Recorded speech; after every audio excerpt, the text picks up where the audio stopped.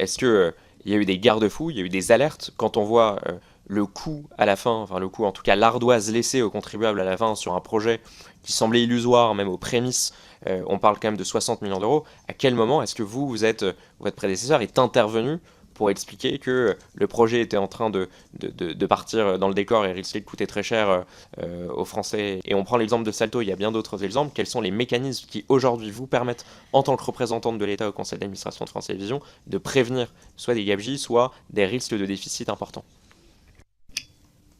Alors, moi, je n'étais pas au conseil d'administration au moment où ça s'est discuté, mais il n'y avait pas d'argent public dans le projet. En réalité, à partir du moment où il n'y a pas eu l'échec industriel, il n'y a pas d'argent public. Donc, c'est évidemment discuté au sein des différents conseils d'administration. Mais ensuite, la tutelle n'est pas dans la gouvernance de Salto. Autrement dit, l'État n'est pas présent dans la gouvernance de l'entreprise Salto. Donc, on ne suit pas, on a des comptes rendus au conseil d'administration de France Télévisions, mais on ne suit pas, si vous voulez, le quotidien de Salto. Je crois que c'est vraiment un échec industriel parce qu'en réalité, même la Cour des comptes dit la plateforme a rencontré un certain succès. Donc, si vous voulez, si à l'époque TF1 ne décide pas de se retirer du projet et M6 avec lui, si l'histoire de cette fusion n'est pas celle-là et qu'on refait l'histoire, il n'est pas certain que la plateforme à ce moment-là soit fermée.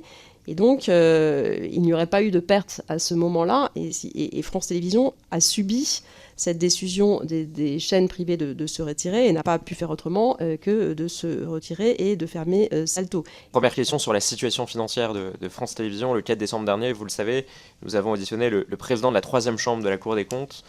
Il nous a dévoilé, ce sont ses mots, je vais le citer, la situation financière la plus critique dans laquelle se trouve France Télévisions. Monsieur Moscovici, lui aussi, parlait d'une situation à ses yeux qui n'est plus soutenable, qu'une entreprise normale ne pourrait tolérer. Fin de la citation.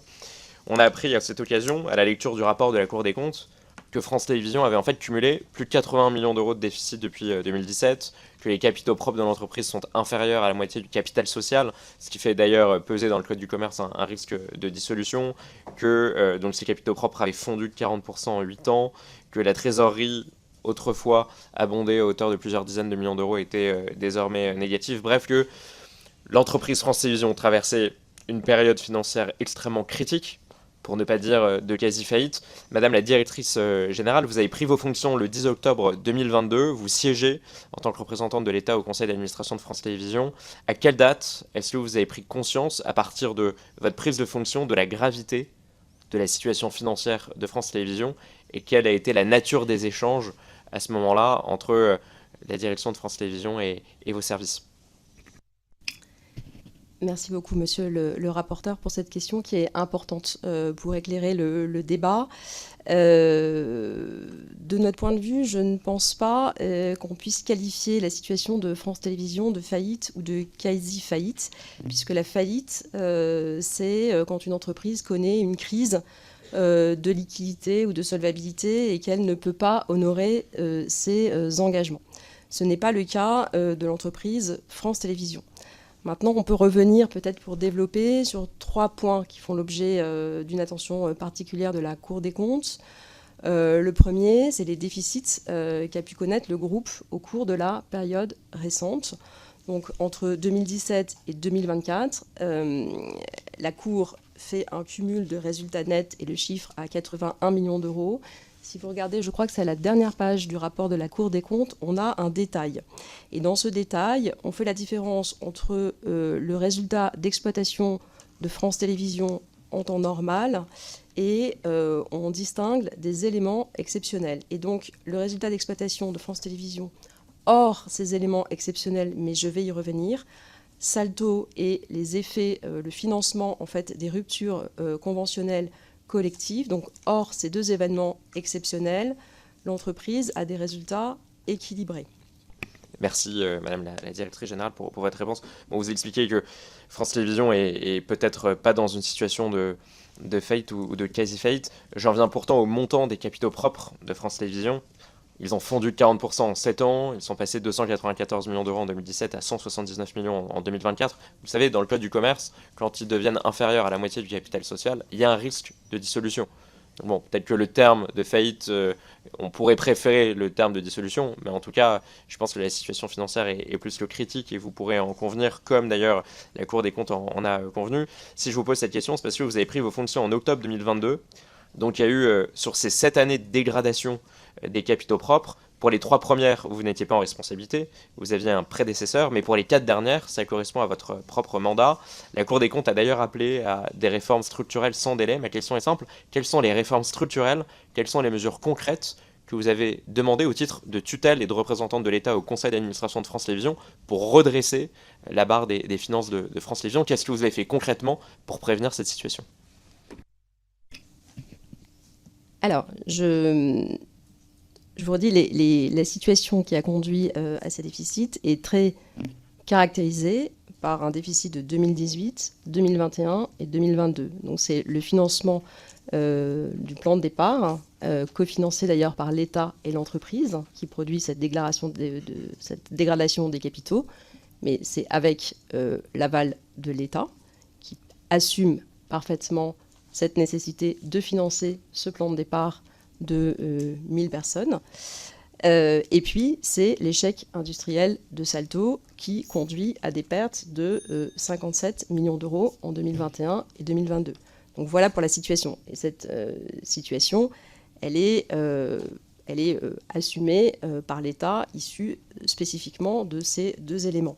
Ce qui n'empêche pas, évidemment, l'État de demander à l'entreprise de poursuivre ses efforts d'économie et pour lui redonner des marges, de lui demander de travailler à la rigidité de ses dépenses. Nous avons un rapport de l'Inspection générale des finances qui date de mars 2024, qui demande à l'entreprise de prévoir une méthode et un calendrier pour dénoncer l'accord social. Donc ça, c'est en mars 2024. Comme c'est une réforme qui s'étale sur une longue période, 27 mois, l'entreprise ne choisit pas de dénoncer tout de suite, mais Delphine Ernotte attend de savoir si elle est reconduite ou pas. Donc c'est ce qui est le cas en mai 25. Et donc elle dénonce son accord social en juillet 2025 pour à la fois travailler à l'organisation du travail, aux rémunérations de l'entreprise et au métier pour redonner de la polyvalence. Et donc ça, si vous voulez, c'est un exemple de réforme structurelle. C'est la réforme structurelle très structurante que les rapports successifs, et notamment celui de la Cour des comptes et celui de l'Inspection générale des finances, pointent comme étant une réforme structurelle essentielle pour que l'entreprise puisse retrouver des marges. Peut-être j'avais juste une question pour terminer là-dessus. La Cour des comptes pointe 2 éléments qui, moi, m'ont interpellé. C'est le montant des indemnités de licenciement. Quand on calcule les indemnités de licenciement par rapport à la masse salariale, on arrive à des ratios de plus de 3%, ce qui, pour les entreprises publiques, paraît important. Ce qui, pour les entreprises privées, généralement, c'est quand il y a des transformations, des restructurations, qu'on arrive à ces niveaux de licenciement par rapport à la masse salariale. Est-ce que vous, l'idée d'avoir une réponse courte, parce que je vais vite passer la parole aux collègues, mais je voudrais quand même vous entendre là-dessus, est-ce que ça vous interpelle quand vous voyez ces montants d'indemnités de licenciement? C'est environ 16 millions d'euros par an. On peut se dire que là, il y a quand même un sujet, hein, encore une fois, 3%. Et puis, on lit 53 véhicules de fonction. Moi, ça m'a interpellé parce que le siège de France Télévisions est à Paris. L'ensemble des filiales de France Télévisions sont au siège de France Télévisions. On peut imaginer que les personnes qui travaillent à France Télévisions habitent à Paris ou en proche couronne et donc ont accès aux transports en commun. Et ma question, vraiment, c'est une réponse courte que je demande. Est-ce que vous contrôlez d'autres entreprises de l'audiovisuel public? Le ministère de la Culture exerce la tutelle d'autres opérateurs. Alors, ce n'est pas votre direction, mais quand vous prenez connaissance de 53 véhicules de fonction, notamment un mis à la disposition d'un adjoint au maire de la ville de Paris, qui par ailleurs s'en sert pour ses déplacements politiques et personnels, ça nous a été indiqué par le directeur financier de France Télévisions. Est-ce que c'est un chiffre qui vous a interpellé, ou quand vous avez lu 53, vous vous dites, bon, c'est ce qui se passe ailleurs, à Arte, à Radio France ou dans d'autres entreprises, ou est-ce que là vous dites qu'il y a quand même un sujet de ces véhicules de fonction au regard du siège parisien de France Télévisions? Et puis on peut se dire, et je terminerai là, que France Télévisions a une telle force de frappe et une telle puissance que les partenaires de France Télévisions viennent à France Télévisions quand il y a des rendez-vous importants. Je suis pas certain je pense que c'est plutôt les sociétés de production qui viennent rencontrer les directeurs de France Télévisions et des directrices plutôt que l'inverse. Voilà, réponse courte, puis je donne la parole aux collègues et puis je redonne la parole au rapporteur.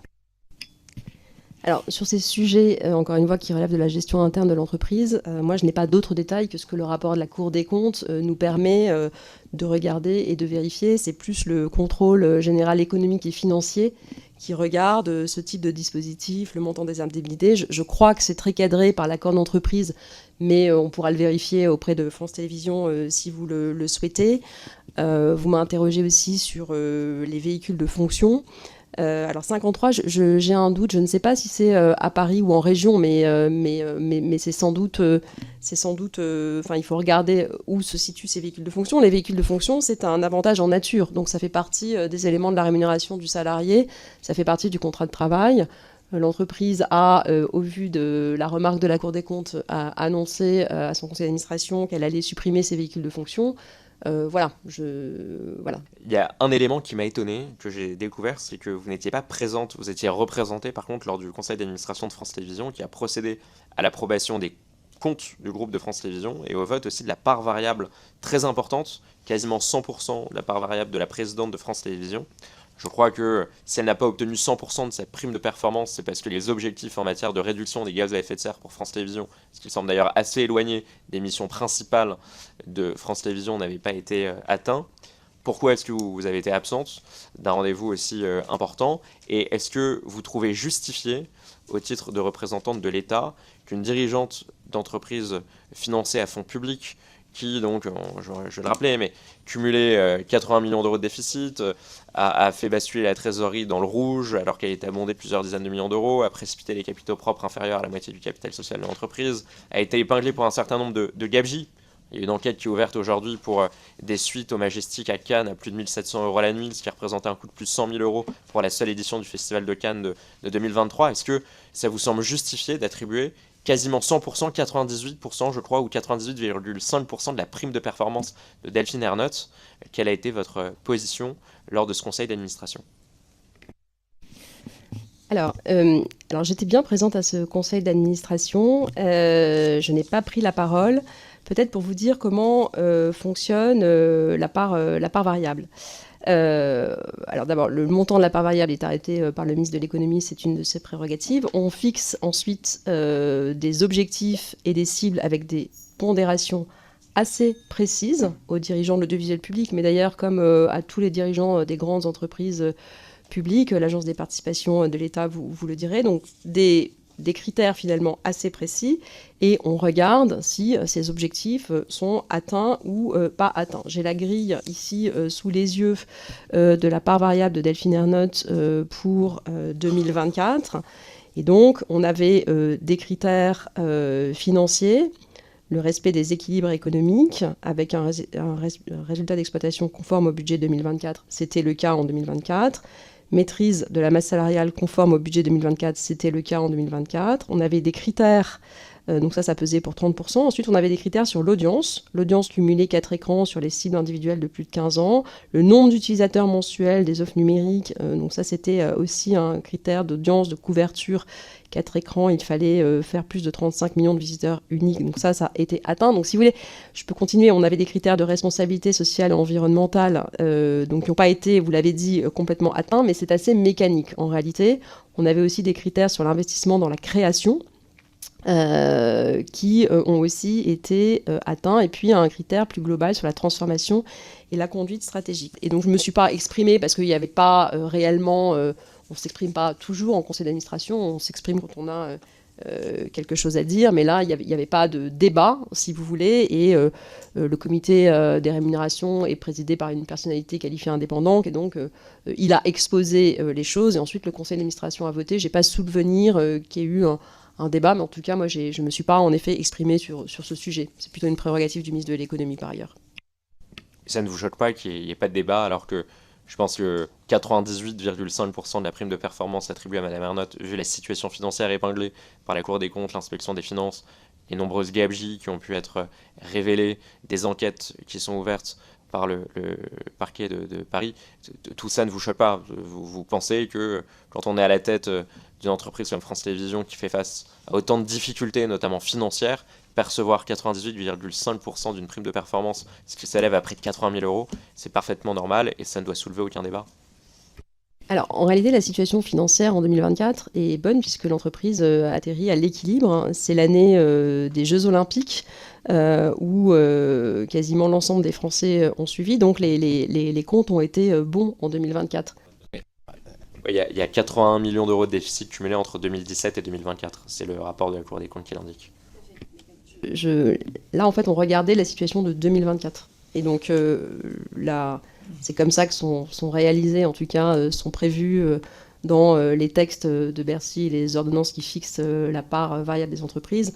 On fixe des objectifs pour une année donnée et on regarde s'ils sont atteints. C'est vraiment une prérogative du ministre de l'économie, donc je ne vais pas développer, mais en tout cas, on a fixé des objectifs, ils ont été atteints. L'année 2024 a été une bonne année pour France Télévisions, c'est ce qui explique, au-delà des Jeux Olympiques, l'avancée du projet immobilier campus, la signature d'accords relatifs à certains métiers, l'enrichissement de l'offre jeunesse, la poursuite des matinales filmées, le déploiement de la marque ici. Voilà, il y a un tas d'éléments qui ont permis d'éclairer, en tout cas qui ont été rapportés par le comité des rémunérations, qui a fait son travail et qui a présenté cette situation au conseil d'administration. Voilà, et je crois que cette part variable a été votée à l'unanimité du conseil. Encore une fois, on regardait la situation de 2024, qui a été une bonne année, une année d'équilibre des comptes, où l'entreprise a connu des succès importants.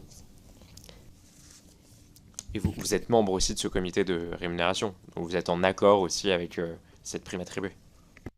Tout à fait. On a discuté, je vous confirme, au sein du comité des rémunérations, et il a été effectivement constaté, parce que c'est assez factuel, que la présidente avait rempli les objectifs qui lui avait été assigné pour 2024. Et vous, qu'en pensez-vous? Donnez-nous votre avis en commentaire. Merci d'avoir regardé cette vidéo. N'hésitez pas à liker, vous abonner et activer la cloche pour ne rien rater de nos prochaines vidéos.